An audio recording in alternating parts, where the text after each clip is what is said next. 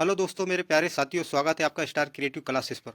दोस्तों, आपको पता ही है कि हमने सीएटी का जो सेकंड पेपर होता है एसएसटी का, उसके अंदर एनसीईआरटी से क्वेश्चन आते हैं। तो हमने आपके लिए एनसीईआरटी से रिलेटेड एक वीडियो सीरीज चालू की है, जिसके अंदर हम 6 से 8 क्लास की एनसीईआरटी पूरी कंप्लीट करेंगे।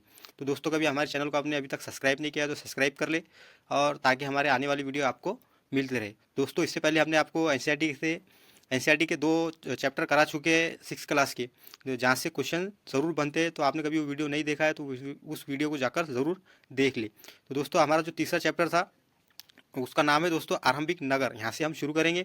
और दोस्तों, हम जो भी चैप्टर चालू करते हैं उसको 2 पार्ट में बनाते हैं, ताकि आपको समझ में आ सके, और थोड़ा थोड़ा करके हम पूरा कराते रहेंगे। आपको एनसीईआरटी पूरी कंप्लीट कराएंगे आपकी दोस्तों। तो दोस्तों, आपने कभी तो यहाँ से शुरू करते हैं दोस्तों, कभी आपने हमारे चैनल को अभी तक भी सब्सक्राइब नहीं किया है तो ज़रूर सब्सक्राइब कर ले। तो दोस्तों, चैप्टर का नाम था आरंभिक नगर। अब ये यहाँ से भी ऐसे जो एसएसटी का पेपर होता है सीएटी का, इस चैप्टर से भी कुछ क्वेश्चन बनते हैं। तो इसमें क्या क्या इंपॉर्टेंट पॉइंट दिए हुए हैं, कौन सी चीज़ें दी हुई है, तो हम उस चीज़ को देख लेंगे, ताकि आपको पेपर के अंदर आसानी हो जाए। तो दोस्तों, शुरू करते हैं। तो हड़प्पा की कहानी, दोस्तों देखिए, हड़प्पा से चालू कर रहे हैं। हड़प्पा सभ्यता जो थी वहाँ से चालू हो रहा है ये चैप्टर। तो देखिए दोस्तों, क्या है इसमें, अक्सर पुरानी इमारतें अपनी कहानी बताती है। सही बात है दोस्तों, जो पुरानी इमारतें वो अपनी कहानी बताती है। लगभग 150 साल पहले, जब पंजाब में पहली बार रेलवे लाइन बिछाई जा रही थी, समझिए आज़ादी के पहले की बात है दोस्तों, जब पाकिस्तान अपने साथ इंडिया के अंदर मिला हुआ था। 150 साल पहले की बात है दोस्तों, जब रेलवे लाइन बिछाई जा रही थी।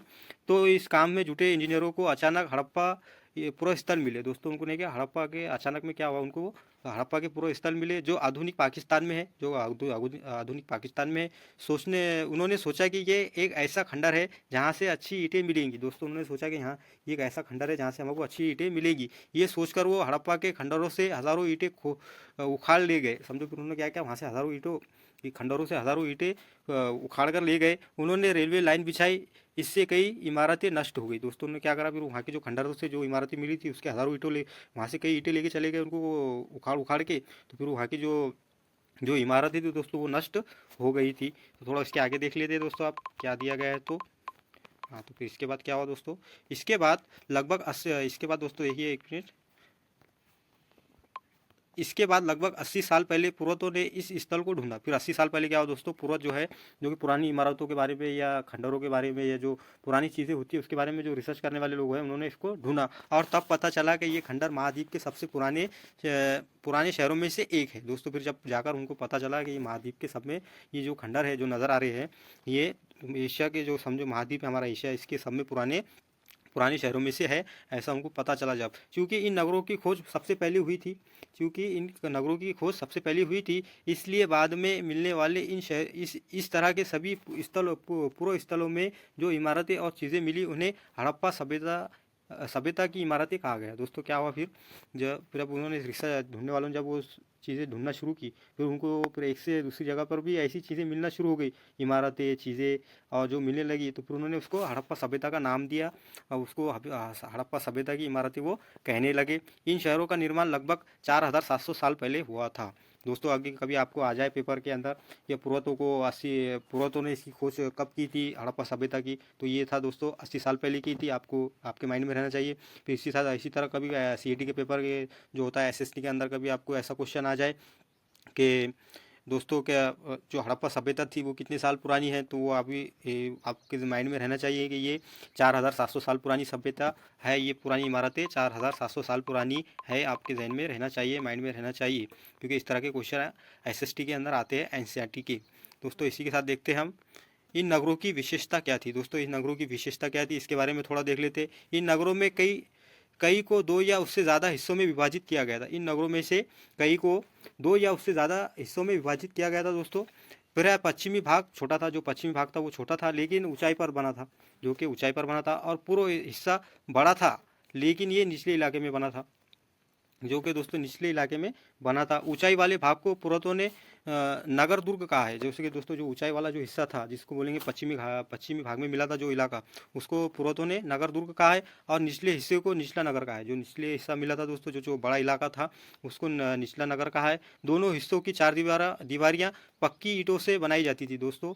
वो जो है, जो नगर के जो आजू बाजू जो ऐसी क्या कहेंगे हम उसे, जो नगरों की जो 4 दीवारियाँ थी दोस्तों, उसको पक्की ईंटों से बनाई जाती थी, ऐसा हम कह सकते हैं या ऐसा कहा गया है। तो थोड़ा हम आगे देखते हैं।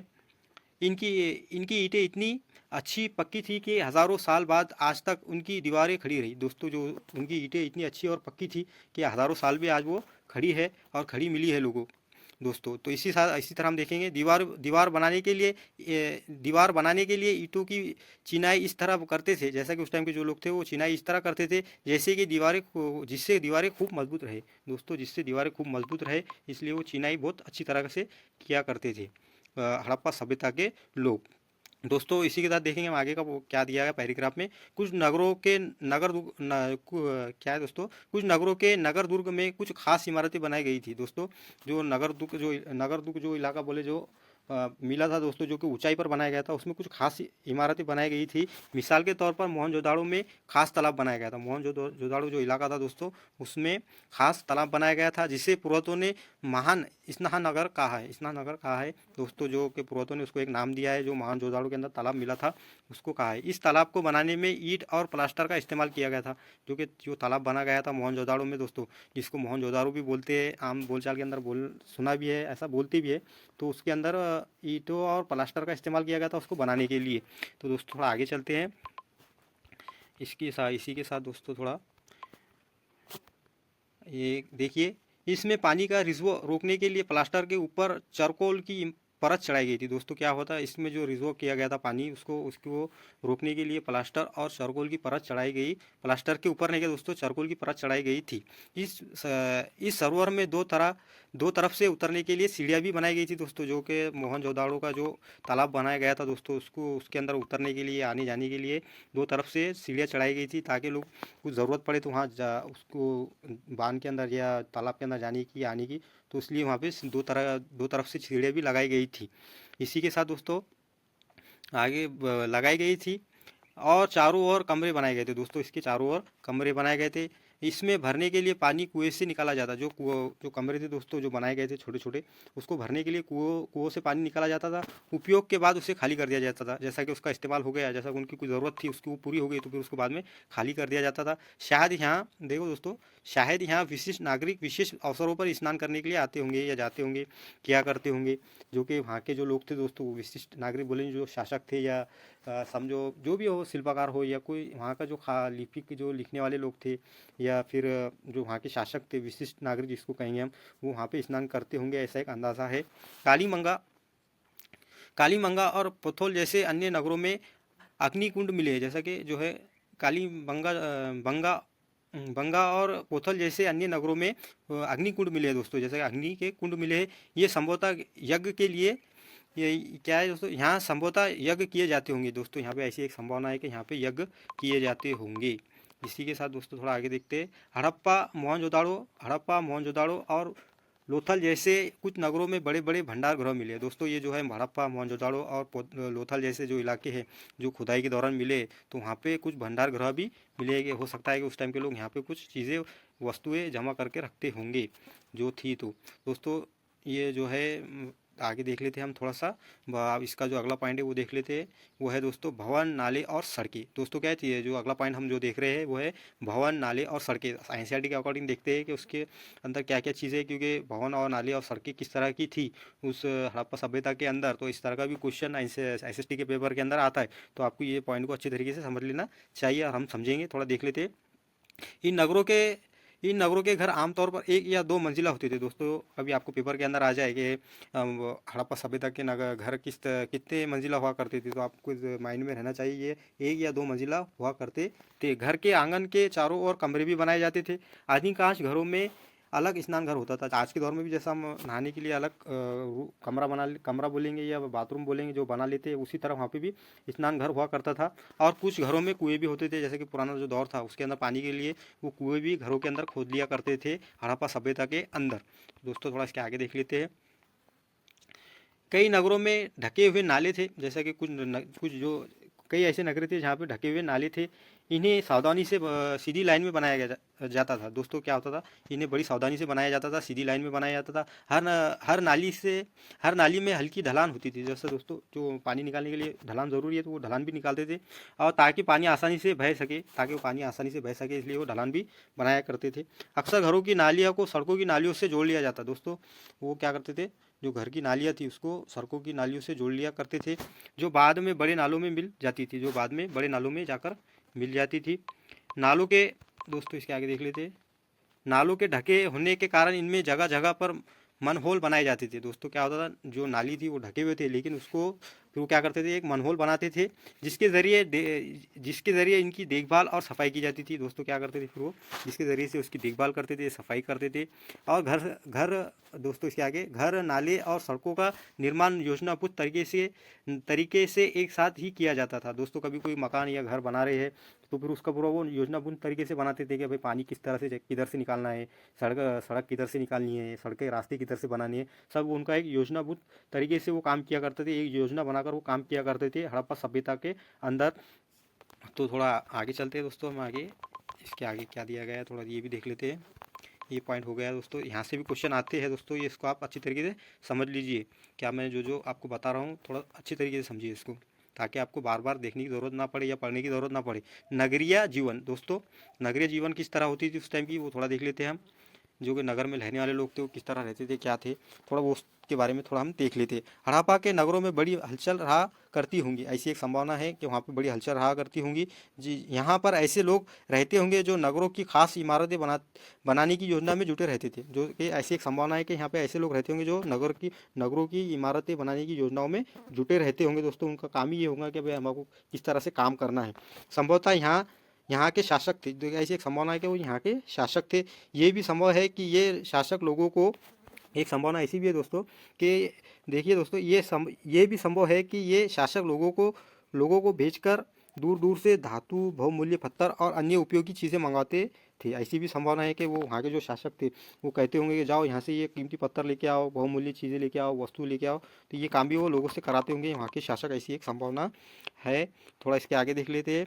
शायद शासक को खूबसूरत मन को तथा सोने चांदी से बनी आभूषणों जैसी कीमती चीज़ों का अपने पास रखते होंगे। ऐसा भी एक संभावना है दोस्तों कि वहाँ के जो शासक थे वो सोने चांदी से बनी आभूषणों जैसी कीमती चीज़ों को अपने पास रखते होंगे, ऐसी एक संभावना है। इन नगरों इन नगरों में लिपिक भी होते थे, जैसा कि लिपिक बोले तो लिखने वाले लोग भी हुआ करते थे, जो मोहरों पर लिखते थे और शायद अन्य चीज़ों पर भी लिखते होंगे जो बची नहीं, जो खुदाई में मिली नहीं है हमें ऐसी चीज़ें। जो पूर्वत है उनको ऐसी चीज़ें मिली नहीं है कि जो जो जिस पर कुछ लिखा हो, सिर्फ सिवाय मोहरों पे। मोहरें ऐसी बहुत सी मिली है जिस पर लिखा हो, कुछ लिखी हुई मिली है। तो दोस्तों आप आगे देख लेते हैं। दोस्तों एसएसटी के अंदर यहाँ से क्वेश्चन ज़रूर बनते हैं कि भाई वो हड़प्पा सभ्यता के अंदर पूर्वजों को किस तरह की चीज़ें मिली, या कौन से वो किस लिपि का जब मुहावरे मिली तो उस पर किस जानवर की तस्वीर है, या ऐसे बहुत से एनसीईआरटी से क्वेश्चन बन सकते हैं, हज़ारों क्वेश्चन बन सकते हैं। बस आपको समझना है कि ये चैप्टर में क्या क्या चीज़ें दी गई है। कभी आप इसको अच्छी तरीके से समझ लेंगे तो आपको पेपर के अंदर कोई दिक्कत का सामना नहीं करना पड़ेगा। इसके अलावा नगरों में शिल्पकार स्त्री पुरुष भी रहते थे दोस्तों। इसके अलावा नगरों में शिल्पकार जो है स्त्री पुरुष भी रहते थे, जो अपने घरों या किसी उद्योग स्थल पर तरह तरह की चीज़ें बनाते होंगे। एक ऐसी संभावना है कि इस नगरों में शिल्पकार लोग भी रहा करते थे, जो अलग अलग जो के घरों में या कुछ स्थान होंगे ऐसे जहाँ पर वो जाकर काम किया करते होंगे और चीज़ें बनाया करते होंगे। लोग लंबी यात्राएं भी करते थे हड़प्पा सभ्यता के टाइम पे, और वहाँ से उपयोगी वस्तुएं भी लाते थे, जो उपयोग में लाने वाली कीमती चीज़ें थी वो भी लाते थे। और साथ ही लाते थे सुदूर देशों की किस्से कहानियाँ भी लाते थे। दूसरे देशों से जब दूसरे विदेशी देशों में जा रहे हैं या कुछ इलाकों में जा रहे हैं तो वहाँ से वो किस्से कहानियाँ भी लाते थे कि वहाँ पे क्या हुआ, किस तरह हुआ, वहाँ की भाषा की कहानी, ऐसे जो भी कहानियाँ होंगी उस टाइम पे वो लेकर आते होंगे। मिट्टी से बनाए गए खिलौने भी मिले, हड़प्पा सभ्यता के अंदर, जिससे बच्चे खेलते होंगे। बच्चे ही खेलते होंगे क्या, बच्चे ही खेलेंगे खिलौने से, बड़े इंसान तो खेल नहीं सकते। बस हमको समझना है दोस्तों। ये है मोहनजोदाड़ो का एक ये है दिया गई तस्वीर, जिसको हम सड़क बोलेंगे। क्या है ये देखो, थोड़ा देख लेते हैं। मोहनजोदाड़ो की एक सड़क है दोस्तों, ये देखो एक ये सड़क है, यहाँ पे नाले वगैरह बनाए गए। फिर वो जो घरों के अंदर कुएं बनाते थे वो उस कुएं का भी फोटो यहाँ पे दिया गया है। इस तरह का कुआं बनाया करते थे।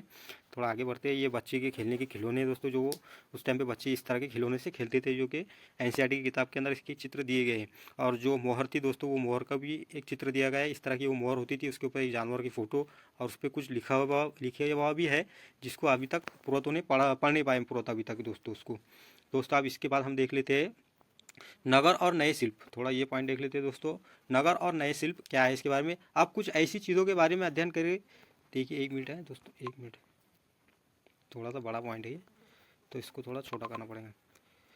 अब कुछ ऐसे नगरों अब कुछ ऐसी चीज़ों के बारे में अध्ययन करें जो हड़प्पा के नगरों में प्राप्त हुई, जो कि हड़प्पा के नगरों से प्राप्त हुई, उसके बारे में हमें अध्ययन करना है, ऐसा बोल रहा है वो। पुरातत्व को जो चीज़ें वहाँ मिली है उनमें अधिकतर पत्थर, शंख, तांबे, कंसे, सोने और चांदी जैसी धातुओं से बनाई गई थी। जो कि दोस्तों जो पुरातत्व को चीज़ें मिली है वो कैसे बनी हुई थी? ज़्यादातर पत्थर से, शंख से, तांबे से, कंच से, सोने से और चांदी जैसी धातुओं से बनाई जाती थी। जो कि वो ये याद रखना दोस्तों, कभी आपको ऐसे एसएसटी के पेपर के अंदर क्वेश्चन आ जाए कि हड़प्पा सभ्यता के अंदर जो वस्तुएं बनाई जाती थी या तो कौन सी धातुओं से मिलकर बनाई जाती थी, तो आपको याद रखना है वो पत्थर, शंख, तांबे, कांसे, सोने और चांदी जैसी धातुओं से बनाई जाती थी। तांबे और कंच से क्या बनता था, थोड़ा वो देख लो दोस्तों। कंसे से क्या बनता था दोस्तों, वो उसके बारे में देख लीजिए। तो तांबे और कंसे से औजार, हथियार, गहने और बर्तन बनाए जाते थे। दोस्तों तांबे और कंच से क्या बनाए जाते थे? औजार, हथियार और गहने और बर्तन बनाए जाते थे। सोने और चांदी से गहने, बर्तन बनाए जाते थे। दोस्तों सोने और चांदी से क्या बनाए जाते थे? गहने और बर्तन बनाए जाते थे। थोड़ा आगे देख लेते हैं, 1 मिनट, थोड़ा सा इसको आगे देख लिए।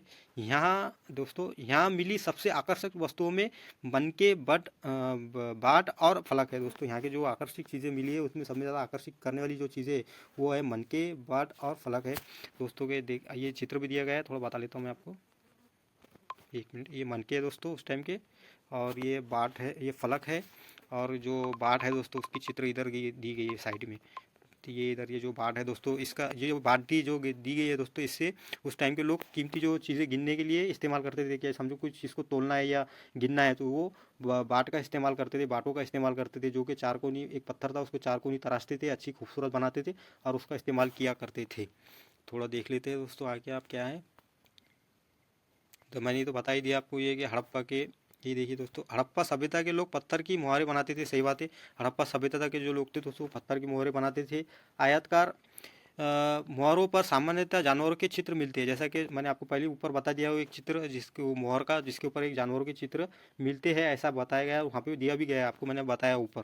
हड़प्पा सभ्यता के लोग काले रंग से डिज़ाइन किए हुए खूबसूरत लाल मिट्टी के बर्तन बनाते थे। दोस्तों वो उस टाइम के जो लोग थे वो काले रंग के डिज़ाइन किए हुए क्या खूबसूरत लाल मिट्टी से बर्तन बनाते थे उस टाइम के लोग, हड़प्पा सभ्यता के लोग जो थे। अब उसके आगे क्या दिया गया है थोड़ा ये देख लेते हैं।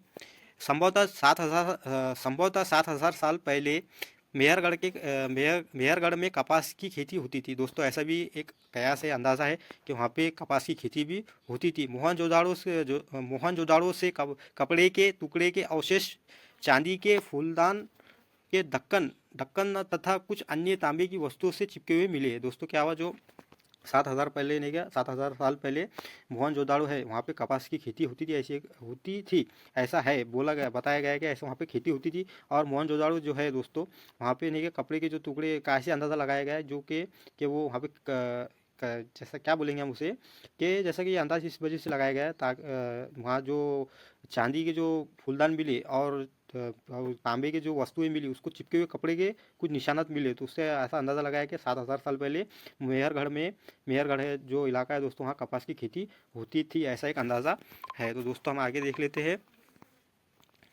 1 मिनट। चिपके हुए मिले हैं पक्की मिट्टी तथा फलियांस से बनी तकलिया सूत कताई का संकेत देती है। दोस्तों फलियांस से बनी तकलिया सूत कताई का संकेत देती है, ये भी दिया गया है एनसीईआरटी के अंदर। थोड़ा हम आगे जाते हैं, आप थोड़ा ये देख लेते हैं दोस्तों। इनमें से अधिकांश वस्तुओं का निर्माण विशेष ज्ञान ने किया है। जैसा कि विशेष ज्ञानी लोग थे दोस्तों, उन्होंने किया है, जो बनाने वाले थे उनको विशेष ज्ञानी कहते हैं। विशेष ज्ञानी उसे कहते हैं जो किसी खास चीज़ को बनाने के लिए खास परीक्षण लेते हैं। जैसे कि विशेष ज्ञानी किसे कहते हैं दोस्तों, जो कि किसी खास चीज़ को बनाने के लिए खास परीक्षण लेते हैं। जैसे पत्थर तराशना, मनके चमकाना या फिर मोहरों पर पंचकारी करना इत्यादि। पुष्ट 28 पर चित्र देखो, जैसा कि वो एक चित्र दिया है उसको देखो। बोला मूर्ति का चेहरा इतने आकर्षक ढंग से बनाया गया है और उसकी दाढ़ी इतनी अच्छी तरह दर्शाई गई है। ये किसी विशेष मूर्तिकार का काम हो सकता है, जो कि विशेष जो मूर्तिकार होते हैं दोस्तों उसका ये काम हो सकता है कि उसने इतनी अच्छी मूर्ति बनाई और वो दाढ़ी को दर्शाया। थोड़ा हम देख लेते हैं वो मूर्ति कौन सी, ये मूर्ति है दोस्तों। ये मूर्ति की देखिए दाढ़ी को कितनी अच्छी तरीके से दर्शाया गया है। थोड़ा हम आगे चलते हैं, देख लिया दोस्तों आपने ये मूर्ति को। थोड़ा आगे चलते हैं। ये मूर्ति है दोस्तों, देखिए इसका चेहरा भी बनाया गया है। उस ये तो काम है साधारण आदमी का हो नहीं सकता, क्योंकि जो विशेष कार होते हैं, जो विशेष काम करने वाले होते हैं मूर्तिकार, उसका ही काम हो सकता है, ऐसा अंदाज़ा है, संभवतः है, और ये काम वही कर सकते हैं। थोड़ा तो आगे देख लेते हैं। हर व्यक्ति विशेष ज्ञान नहीं हो सकता, सही बात है, हर कोई विशेष विशेष ज्ञानी नहीं हो सकता, ज्ञानी जो विशेष काम कर, हर कोई व्यक्ति विशेष नहीं हो सकता। हमें ये पता नहीं है कि क्या सिर्फ पुरुष ही ऐसे कामों में प्रशिक्षण हासिल करते थे दोस्तों। एक ऐसा ऐसा भी कुछ ऐसा ठोस सबूत नहीं मिले कि ये सिर्फ पुरुष ही ऐसा काम करते थे, मूर्ति बनाने का या कपड़े बुनाई का या कुछ ऐसी चीज़ें वस्तु बनाने का हासिल करते थे, प्रशिक्षण हासिल करते थे। ऐसा कोई वस्तु ऐसा कुछ मिला नहीं है। या फिर केवल महिला ही, जैसा कि कुछ महिलाएं ऐसा काम करती थी, ऐसे भी कोई प्रमाण नहीं मिले हैं। शायद कुछ महिलाएं और पुरुष दोनों ही इस काम में दक्ष थे। ऐसा एक अंदाज़ा है कि इसमें महिलाएं और पुरुष दोनों ही इस काम में दक्ष थे, यानी कि माहिर थे, ऐसा एक अंदाज़ा है दोस्तों। थोड़ा हम आगे देखते हैं। फलियांस किसे कहते हैं, थोड़ा देख लेते हैं दोस्तों। पत्थर, और देखिए दोस्तों फलियांस इसके बारे में थोड़ा पढ़े, फलियांस के बारे में पढ़ लेते हैं। फलियांस, पत्थर और शंख प्राकृतिक तौर पर पाए जाते हैं दोस्तों, सही बात है। पत्थर और कंस जो होते हैं प्राकृतिक रूप से पाए जाते हैं, लेकिन फलियांस को कृत्रिम रूप से तैयार किया जाता है। इसको एक तरीके से तैयार किया जाता है फलियांस को दोस्तों। वो कैसा है देखो, बालू या फास्टिक पत्थरों को चूरन, देखिए दोस्तों, बालू या फास्टिक पत्थरों के चूरन को गोंद में मिलाकर उससे वस्तुएं बनाई जाती है दोस्तों। क्या होता है, फास्टिक देखिए, बालू फास्टिक पत्थरों के चूरन को गोंद में मिलाकर उससे वस्तुएं बनाई जाती थी दोस्तों। क्या होता था, एक बालू और फास्टिक जो पत्थर होता है उसकी चूरन को मिलाकर दोस्तों, दोनों को मिलाकर गोंद में गुना जाता था और उससे वस्तुएं बनाई जाती थी। इसके बाद उन वस्तुओं पर एक चिकनी परत चढ़ाई जाती थी। फिर उसके बाद क्या होता दोस्तों, उस पर एक चिकनी परत चढ़ाई जाती थी। इस चिकनी परत के रंग पूरे नीले या हल्के समुद्री हरे होते थे दोस्तों, जो कि उसके जो चिकनाई करते थे उसके बाद उस पर वो रंग चढ़ाया करते थे। तो उसकी ऐसी संभावना है कि वो ये नीले या समुद्री हरे होते थे, जैसा कि हल्के समुद्री हरे होते होंगे। ऐसा एक ऐसी चित्र मिले है दोस्तों। देखिए ये इस तरह का चित्र होता था जो कि बनाए जाते थे उस टाइम के अंदर, वस्तुएं बनाई जाती थी इस तरह की। ये चित्र दिया गया है साइड के अंदर।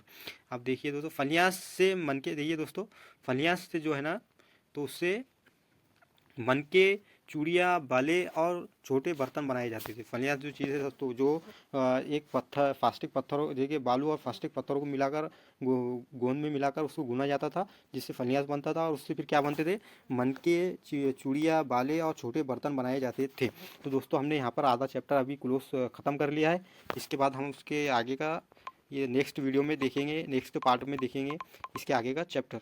तो कभी आप दोस्तों ने, कभी आपको ये वीडियो पसंद आया तो इसे लाइक करिए, हमारे चैनल को सब्सक्राइब करिए। आपको लगता है कि ये चीज़ बड़ी अच्छी है और इससे दूसरों का भी फ़ायदा हो सकता है, तो इसे शेयर भी करिए दोस्तों। चैनल को ज़रूर सब्सक्राइब करें ताकि हम आपको एक संकेत मिले कि हमारे वस्तु अच्छी है। ठीक है दोस्तों, शुक्रिया।